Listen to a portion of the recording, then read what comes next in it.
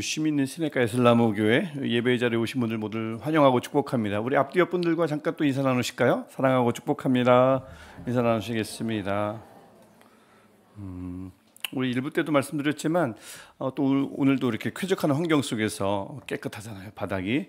어제 또 많은 분들이 어제 오셔서 이 여성교회에서 오셔서 또 청소해 주셨습니다. 지난주는 3여성교회에서 헌신해 주셨고요. 늘 이렇게 많은 분들이 헌신 속에서 우리가 좀 더 나은 곳에서 뭔가를 할 수 있고 예배할 수 있고 함께 지낼 수 있는 게 참 은혜입니다. 다시 한번 그런 수고 또 감사드리고, 오늘도 또 뭐 찬양팀 늘 감사드리고요. 또 많은 분, 우리 또 뭐 새가족 안내팀 다 감사드립니다. 오늘 수고하셨고요. 우리 오늘 함께 볼 말씀은 요한복음 12장 12절부터 19절 말씀입니다.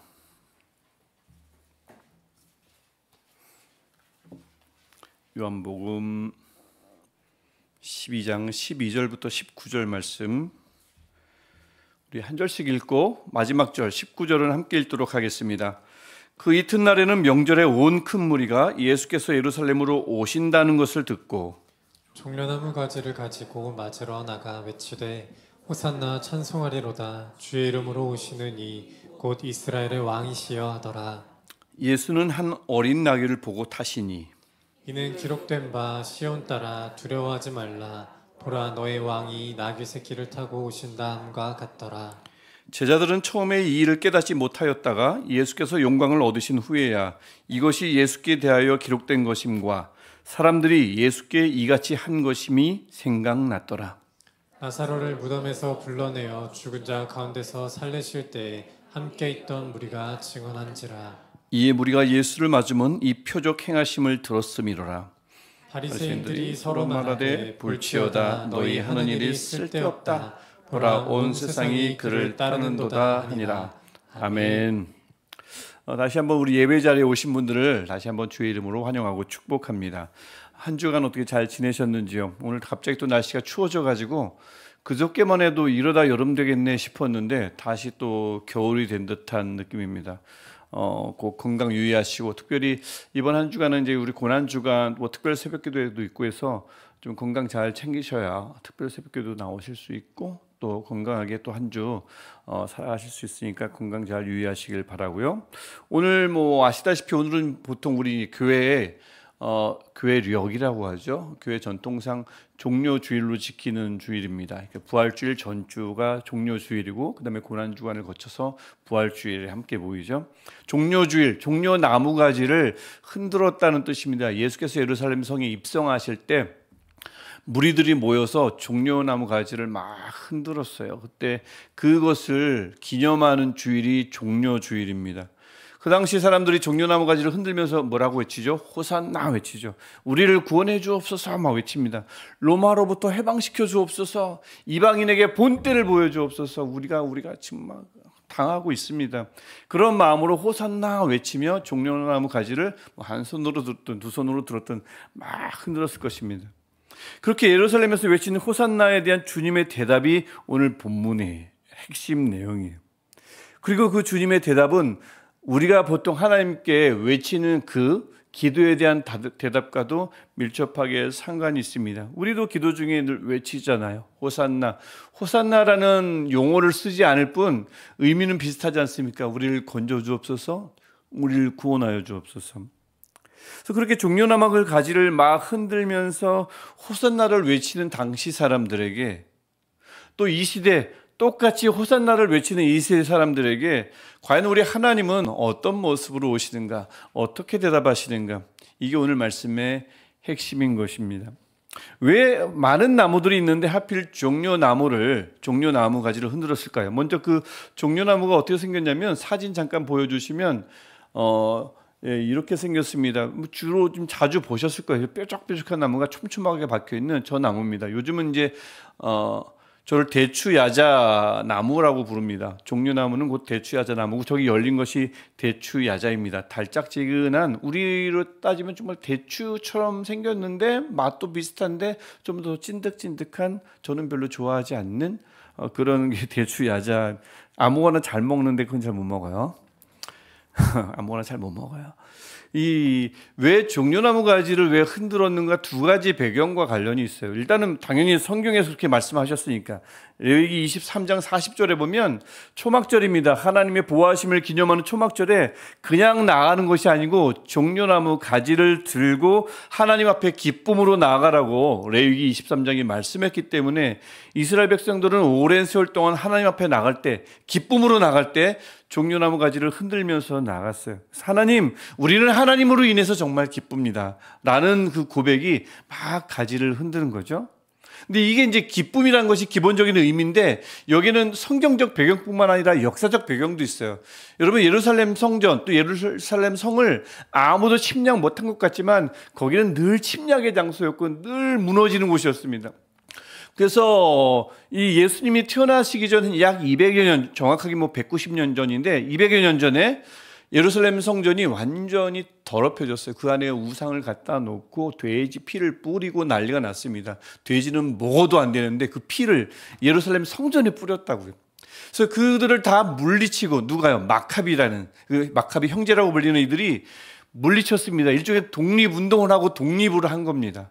독립을 하고 나서는 예루살렘이 깨끗해졌잖아요. 그리고 이제 마카비 형제가 예루살렘을 입성하는 거예요. 입성할 때 그 당시 무리들이 또 종려나무 가지를 들고 나서 막 흔들면서 마카비 형제를 맞이했어요. 그때는 기쁨이라는 뜻도 있지만 또 다른 의미가 하나가 다 부과된 것이 승리입니다. 우리가 이겼다. 우리가 승리했다. 우리가 이 예루살렘 성을 다시 예루살렘 성전을 깨끗하게 만들었다. 기쁨과 승리라는 의미가 이제는 이 종려나무 가지에 붙인 거죠. 그래서 이런 성경적인 배경, 역사적인 배경 속에서 6월절만 되면 이스라엘 백성들이 예루살렘에 모입니다. 큰 3대 절기 중에 하나지 않습니까? 모여요. 그 당시 역사가인 요세푸스에 따르면 뭐 10만 명, 20만 명이 아니고 270만 명이 모였다고 합니다. 근데 저는 역사가들이 늘 과장을 하기 때문에 특별히 고대 역사가가 그래요. 270만 명을 누가 셌겠어요? 그 고대에. 근데 좀 그는 270만 명이라고 추정을 하고 적어놨습니다. 예루살렘은 그렇게 큰 도시가 아닌데 상상해 보세요. 270만 명. 옛날에 여기 여의도 광장 시대에 살던 여의도 광장이라는 말을 들어본 분들이 이렇게 끄덕이는 분들은 좀 연식이 된 분들입니다. 거기 지금 공원이 있잖아요. 옛날에 거기 텅텅 비었고 거기서 롤러스케이트 타고 자전거 타는 곳이고 큰 집회가 있을 때 거기서 모였습니다. 거기 가득 차면 10만 명이라고 그랬어요. 그 넓은 곳에.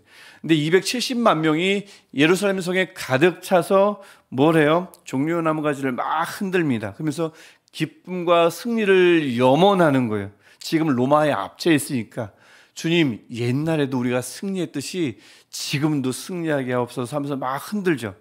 그러면서 입으로는 무엇을 하냐면 113편부터 시편 113편부터 118편 이것을 할렐 시편이라고 합니다. 할렐은 찬양이라는 뜻이에요. 그래서 할렐루야가 찬양하라 야 여호와를, 할렐루 찬양하라 야 여호와를, 그래서 할렐루야입니다. 그래서 그 할렐 시편이라는 시편 113편부터 118편을 막 읊는 거예요. 외우고 노래하고 막 하는 겁니다. 흔들면서 시편의 이 113편부터 이 118편의 할렐 시편을 막 노래하면서 그때 외쳤던 것이 뭐겠어요? 세 글자? 호산나를 외친 겁니다. 호산나는 헬라어로 음영이 된 거고 원래는 히브리어로는 호시야 나예요. 호시야 구원하소서. 나 지금 제발 이제 제발. 그래서 이것을 히브리어로는 호시아 나인데 이게 성경에 기록되면서 또 당시 우리 오늘날의 영어와 같은 언어가 헬라어였거든요. 그리스어. 그래서 그리스어로 음역되면서 그것이 호산나로 음역이 됐습니다. 여러분 음역이라는 것은 굉장히 중요해요. 요즘 스파게티 좋아하시는 분들 계시죠? 외국 나가서 저 스파게티 주세요 하면 잘 못 알아듣습니다. 제가 직접 경험한 건데 외국 가서 미국에서였는데 스파게티 달라고 그랬더니 계속 저를 놀리는 건지 정말 못 알아듣는 건지 그래서 스파게티를 제가 여러 번 했어요. 저는 스파게티잖아요. 스파게티 했는데 나중에 알아듣는 것처럼 어우 스파게티 그러는 거예요. 하지만 원음은 스파게티지만 우리나라에서 누가 가가지고 스파게티 주세요 그래요. 그냥 스파게티 달라고 그러죠. 음역을 그대로 사용하는 겁니다. 원음을 그대로 따질 필요가 없어요. 음역이 일반화되면 음역된 단어를 사용하게 되죠. 우리나라도 그래서 라디오 안 하고 라디오 하는 거고요. 스파게티 달라고 하는 겁니다. 호산나도 그렇게 정착된 거예요. 원래는 호시아 나지만 헬라의 언어가 이방 교회에 전파되고 헬라어 성경이 신약 성경으로 전파되면서 호시아 나가 호산나가 되고 교회에서는 그래서 호산나라고 외친 겁니다. 의미는 똑같아요. 지금 구원해 달라는 말입니다. 그래서 이들이 종려나무, 저 뾰족한 나뭇가지를 막 흔들면서 시편, 할렐 시편을 막 읊으면서 호산나를 외친 겁니다. 몇 명이요? 270만 명이. 호시아 나. 얼마나 웅장했을까요? 얼마나 시끌벅적했을까요? 여러분, 아주 큰 대형 집회에 가보신 적 있습니까? 우리나라에서 가장 큰 예배당은 옛날에는 여의도 성전이라고 하는데, 여의도 순복음교회 그 예배당이라고 하는데, 오늘 사랑의 교회가 더 크다 그런 말도 있습니다만, 두 교회 저는 다 가봤는데, 그냥 그곳에서 예배드리는 그 장면, 그 상황에 그곳에 들어가면 그냥 그 분위기가 벌써 굉장히 압도적이에요. 들어가 보신 분만 알 거예요. 또 혹시 작년에 10월 27일 날 광화문 집회 있었지 않습니까? 100만 명 넘게 모였잖아요. 그때 가보신 분 계세요? 그 분위기가 어때요? 엄청 웅장하죠? 정말 분위기 자체가 압도적이었을 겁니다. 그런데 오늘 말씀을 그대로 비유하면 엄청난 무리들이 호산나 외치고 노래하고 흔들고 그 웅장한 상황 속에서 예수님이 오시는 것을 발견했어요. 오늘 본문이 그렇지 않습니까? 12절 보면 예수님이 오시는 것을 보고 13절에서 어떻게 합니까? 온 큰 무리가 어떻게 해요? 13절을 우리 다시 한번 아까 읽었지만 13절 말씀 같이 읽어보겠습니다. 종려나무 가지를 가지고 맞으러 나가 외치되 호산나 찬송하리로다 주의 이름으로 오시는 이 곧 이스라엘 왕이시여 하더라. 아멘. 호산나 외치면서 이후에 주의 이름으로 오시는 이, 이게 할렐 시편 중에 하나입니다. 똑같이 한 거예요. 그래서 온 큰 무리는 270만 명이, 그 많은 사람들이 쩌렁쩌렁 했겠죠. 귀가 울릴 정도로 그렇게 외쳤을 겁니다. 그런데 그 다음 예수님의 반응이 어때요? 그게 바로 14절 말씀입니다. 14절 말씀, 예수님은 그냥 한 어린아이를 타고 보고 타시니. 보통 같으면 어떻게 해요? 우리 큰 집회로 상상을 해보면 그 많은 무리들이 주님 우리를 구원하옵소서 막 소리 지르면서 박수치며 흔들면서 막 난리를 치면 우리 주님이 오셨습니다 라고 하면 이제 주님이 오실 때 어떻게 하겠어요? 보통 누군가를 모시면 그분이 그냥 가만히 오시겠습니까? 막 이러면서 이러지 않겠어요? 나를 따르라고, 나를 믿어달라고, 내가 구원하겠다고. 그 분위기 속에서 당연히 그 초청을 받은 주인공은 그렇게 나서야죠. 그런데 그러지 않은 겁니다. 예를 들어 작년 강화문 집회에서도 이제 화면으로 봤는데 막 엄청 났잖아요. 다 이제 소개가 끝났어요. 근데 예수님이 그 당시 그 자리에 오시는데 그 떠들썩한 그 분위기에서 예수님은 그냥 조용히 올라가시는 거예요. 그리고 아무 말씀도 안 하시는 겁니다. 그게 오늘 본문의 상황이에요. 많은 백성들이 잔뜩 고조되어 있는데 예수님은 아무 말씀도 안 하시는 거예요. 14절, 그냥 한 어린 나귀를 타고 보고 타시니. 이거 무관심한 건가 싶을 정도로 시크하게 나타나신 겁니다. 그래서 보통 왜 이러시는가? 보통은 스가랴서 9장 9절 말씀을 성취하기 위해서 이루기 위해서 맞습니다. 하지만 그 이전에 이사야서 42장 2절 말씀도 관련이 있습니다. 이사야서 42장 2절 말씀처럼 그는 외치지 아니하며 목소리를 높이지 아니하며 그 소리를 거리에 들리게 하지 아니하며, 백성들과는 정반대되는 방식인 거죠. 백성들이 기대했던 방식이 아닌 거예요. 막 박수 쳤으면 나오는 사람은 환호에 호응하면서 나와야죠. 나를 따르라고 그 분위기를 더 고조시키는 사람이 주인공 아니겠습니까? 하지만 그는 외치지 않았고 목소리를 높이지 않았고 거리의 소리를 들리지 않게 등장하셨습니다. 내가 할 것입니다. 안 하셨어요. 그 함성 속에서 예수님은 하나님의 말씀대로 움직입니다. 그러니까 예수님은 당장이라도 땅을 막 뒤엎을 만한 그 함성 속에서 군마를 타고 개선장군처럼 씩씩하게 나타나지 않으시고 하나님의 말씀 스가랴서 9장 9절 또 다른 말씀을 따라서 나타나신 것입니다. 후반에 나귀를 타시나니 나귀의 작은 것 곧 나귀 새끼니라. 무리들은 어떻게 반응했을까요? 그런 모습을 보고 며칠 지나서 예수님에게 또 소리 지르죠. 호산나 했습니까? 며칠 뒤에 아니요, 십자가에 못 박으라 했습니다. 며칠 전만 해도 호산나 했던 그 많은 무리들이 며칠 만에 돌아서서 예수님더러 십자가에 못 박으라 외쳤습니다. 제자들은요, 그들의 기대해야 하는 방식대로 오시지 않은 예수님에 대해서 무리들은 그렇게 반응했고 제자들은 어떻게 반응했을까요? 어리둥절했죠. 이해할 수 없었죠. 아무것도 깨닫지 못했습니다.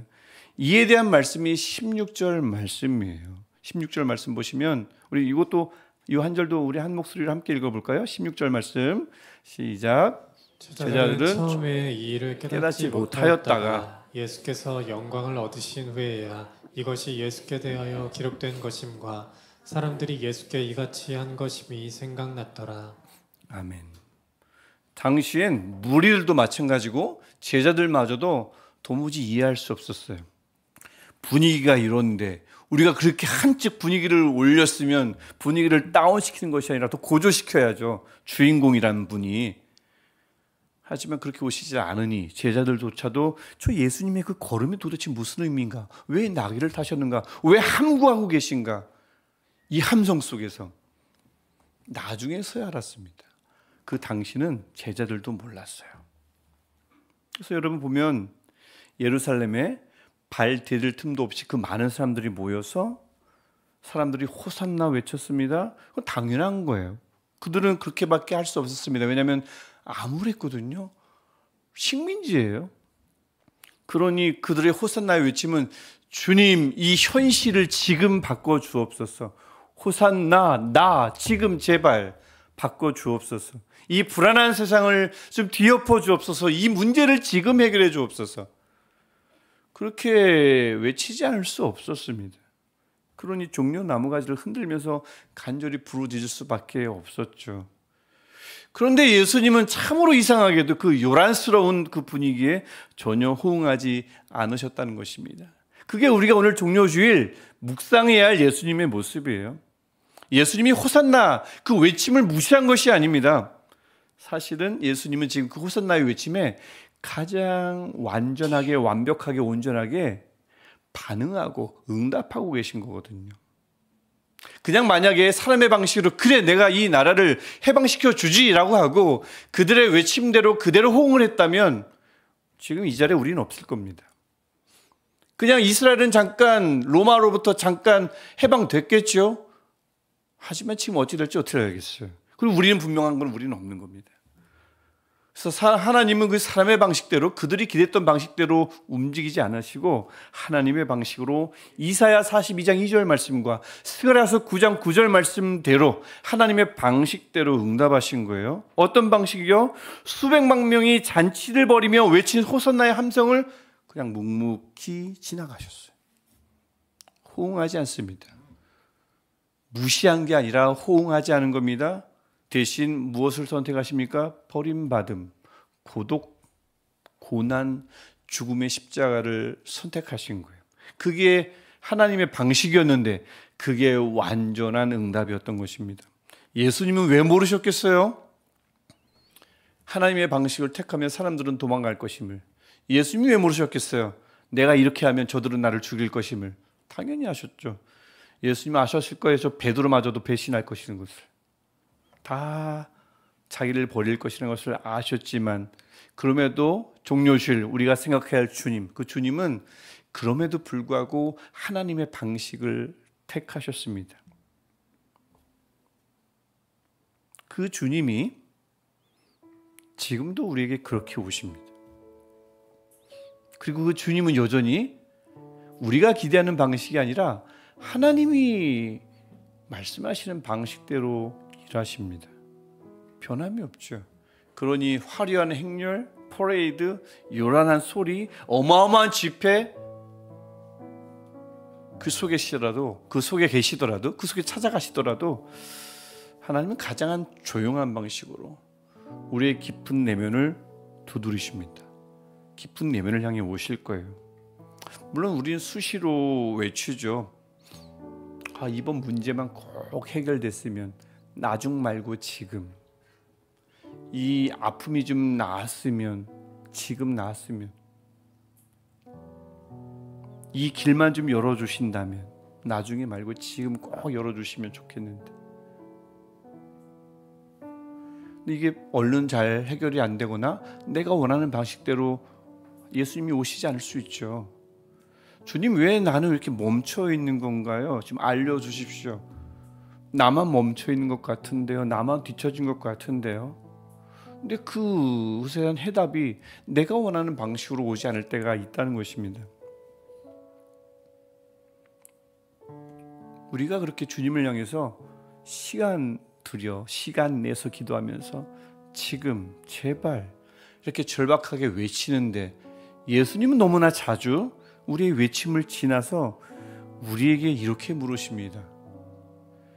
그런데 너의 영혼의 문제는 어떠하냐? 그것은 바로 지금 괜찮으냐? 여러분, 간절히 소망합니다. 여러분, 아무리 바쁘고 아무리 소란한 일상 속에 살더라도, 아니면 내가 원하는 방식이 있는데 그 방식대로 좀 움직여 주셨으면 좋겠는데 도무지 이해할 수 없는 상황 속에 있다 하더라도, 이 조용한 주님의 음성을 전혀 놓치지 않는 저와 여러분 되시기를 축복합니다. 물론 우리 일상 속에서 필요한 것은 많아요.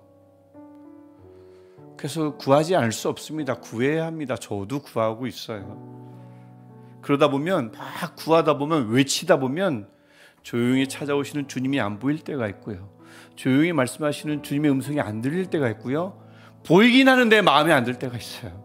왜 이렇게 일하시나? 그러니까 저도 그렇고 때로는 그 발걸음을 이해할 수 없을 때가 많고요. 왜 내 간절한 외침에 내 방식대로, 내가 원하는 대로 들어주시지 않는가? 왜 침묵하시는가? 묻고 싶을 때가 저에게도 있습니다. 가만히 오늘 본문을 보십시오. 예수님 당시 그 많은 무리가 아무도 몰랐어요. 제자들도 몰랐습니다. 호산나 이렇게 간절히 외치는데, 목소리 높여 외치는데 왜 조용하신지, 왜 어린 나귀를 타고 오시는지 아무도 몰랐습니다. 우리가 뭐 별 수 있겠습니까? 우리 역시 다 할 수 없습니다. 저도 그렇습니다. 그래서 간절히 소망하는 것이 있습니다. 왜 나는 멈춰 있는가? 왜 나는 이 삶 속에 갇혀 있는가? 왜 난 더 나아가지 않는가? 그럴 때에, 지금 도무지 알 수 없을 때에 16절, 제자들에게 임했던 그 16절의 은혜가 우리 모두에게 풍성하기를 소원합니다. 지금은 몰라요. 지금은 이 일을 깨닫지 못하였다가, 제자들은 예수께서 영광을 얻으신 후에야, 부활하신 주님을 만난 후에야 그들이 왜 그런 상황 속에 있었는지, 왜 갇혀 있었는지, 왜 침묵 속에 머물고 있었는지 알게 됐다는 거죠. 침묵이 아니었음을, 어느 때보다 완전히 하나님께서 일하셨음을 부활하신 주님을 만나고 나서야 알게 됐다는 것입니다. 이 16절의 은혜가, 제자들에게 2000년 전 임했던 은혜가 우리 모두에게 반드시 임하기를 축복합니다. 지금은 도무지 모르지만 부활하신 예수님을 제대로 만나고 알게 되기를 축복합니다. 그래서 이번 주 고난주간 동안 그 주님의 이름을 부르시고, 다음 주일 부활주일, 그 부활주일에 우리도 그 제자들처럼 부활하신 주님을 만나고 그때서야 깨달았던 그 은혜가 우리에게도 충만하기를 원해요. 그러면 우리도 그 제자들처럼, 2000년 전 제자들처럼 이렇게 고백할 수 있을 것입니다. 그때 주님은 나를 지나치신 것이 아니구나. 나귀를 타고 오셨지만 그게 완전한 방식이었구나. 침묵하셨지만 그게 완벽한 방식이었구나. 하나님은 완전한 방식대로 나를 살리셨구나. 나를 지키셨구나. 내 기도에 응답하셨구나. 내 문제를 해결해 주셨구나. 하나님은 정말 나를 사랑하시는구나. 이 깨달음이 반드시 찾아오기를 축복합니다. 여러분, 오늘 우리 종료주일입니다. 이 종료주일을 우리 함께 보내면서 이 예수님을 우리가 함께 묵상하면 좋겠어요. 종료주일의 예수님, 우리는 아무리 요란스럽게 소리를 올려도 종료주일의 예수님은 조용히 우리에게 다가오시는데, 그 주님을 전혀 놓치지 않는, 그 주님의 음성을, 조용히 우리가 말씀하시는 음성을 놓치지 않는 여러분 되시기를 축복합니다. 물론 놓칠 수 있어요. 하지만 행여 놓쳤다 해도 이 제자들처럼 부활하신 주님을 만나서 그 뜻을 반드시 깨닫게 되기를, 왜 내 상황이 현재 이런지를, 내 인생은 어떤 의미를 가지고 있는지를, 나는 어떤 길로 가야 하는지를, 나는 어떤 사람이 돼야 하는지를, 이것을 부활하신 주님을 만났을 때는 분명히 알게 되는, 깨닫게 되는 은혜가 저와 여러분에게 있기를 간절히 축원합니다. 저는 확신합니다. 그날이 반드시 올 것임을, 제자들에게 왔던 것처럼 그날이 우리 모두에게 반드시 오리라 믿습니다. 그 은혜가 여러분에게 있기를 다시 한번 축복합니다. 우리 이 마음 가지고 우리 아버지께 기도하면 좋겠습니다. 주님, 나의 방식대로 말고 하나님의 방식대로, 완전한 방식대로 찾아오시옵소서. 그 찾아오시는 주님을 알아보게 하시고, 행여나 일상이 버거워서, 행여나 나의 삶이 불만족스러워서, 행여나 문제가 너무 많아서 그 의미를, 다가오시는 주님을 만나지 못하거나 보지 못하거나 음성을 듣지 못한다 할지라도 나중에는, 결국에는 그 음성을 듣게 되고 모든 뜻을 헤아릴 줄 알게 되는 그날이 오게 하옵소서. 놓치지 않게 없어서, 놓쳤더라도 나중엔 반드시 알게 없어서. 우리 이 마음 가지고 우리 할렐루야로 우리 하나님께 기도하시겠습니다. 할렐루야. 오늘 우리에게 나타나시는, 우리에게 예수 그리스도로 나타나